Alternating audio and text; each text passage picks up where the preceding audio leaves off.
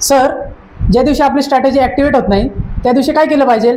तर मित्रा, त्या दिवशी एक काम केलं पाहिजे, ते म्हणजे की मोबाईल हातातून साईडला ठेवला पाहिजे.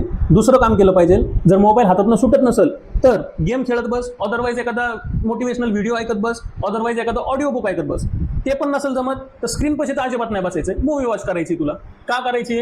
जेणेकरून चार्टवर गेलात की तुमच्या मनामध्ये परत एकदा ग्रीड येईल की चार्टमध्ये माझी एंट्री ऍक्टिव्हेट होती की काय, आणि तुम्ही एंट्री टाकसाल आणि एलिट होईल. मग त्या दिवशीचा जो इफेक्ट आहे तो नेक्स्ट डेला होईल, आणि नेक्स्ट डेला ज्यावेळेस एंट्री ऍक्टिव्हेट होईल त्यावेळेस भीती वाटेल की एंट्री घेऊ की नको. मग हे एक रिझन आहे. दुसरं म्हणजे की एक तर ट्रेडिंग जर्नल रीड केलं पाहिजे, अदरवाईज ट्रेडिंग जर्नल लिहिलं पाहिजे की आज माझी स्ट्रॅटर्जी ऍक्टिव्हेट नाही झाली तर मग मी काय केलं पाहिजे, मग माझी स्ट्रॅटर्जी का ऍक्टिव्हेट नाही झाली ह्याचं रिझन शोधलं पाहिजे, जेणेकरून अजून जास्त जे काही ड्रॉबॅक्स असतील स्ट्रॅटर्जीमध्ये ते फाइंड व्हायला सुरुवात होतील. सोबतच त्यांनी ज्ञानामध्ये भर वाढेल आणि सोबत जो फेर आहे मनातला एंट्री घेण्याचा तो निघायला सुरुवात होईल. मग प्रत्येक कंडिशनला माझी स्ट्रॅटर्जी करते काय ह्याचा जर शोध घेतला तर नक्कीच प्रॉफिटेबल ट्रेडर होण्यासाठी मदत होईल. मग त्यासाठी करायचंय काय? Mobile switch off, screen off. दुसरी गोष्ट, मूवी वॉच करा, ऑडिओ बुक ऐका किंवा बुक रीड करा जसं की मी करतोय.